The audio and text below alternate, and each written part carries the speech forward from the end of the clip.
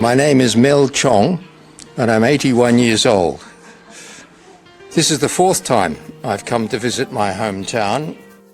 Dr. Chong is my grandfather.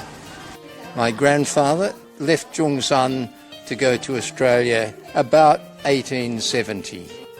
In 1911, my grandfather sent his wife and some children back to the village, and they stayed for 1 year, maybe 1.5 years before returning to Australia.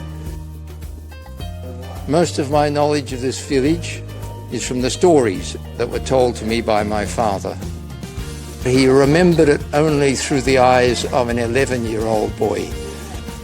I came back to this village with my father twice, once in 1984 when he was 82, and later in 1989 with my children. The town has changed very much since 1984 and 1989.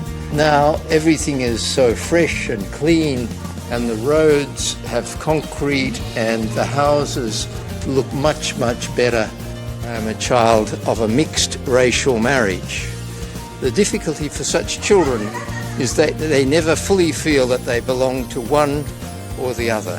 It's lovely to come back to this town and meet people, and only yesterday one of the ژونگشان people called me Uncle Mel, and I thought, I belong here.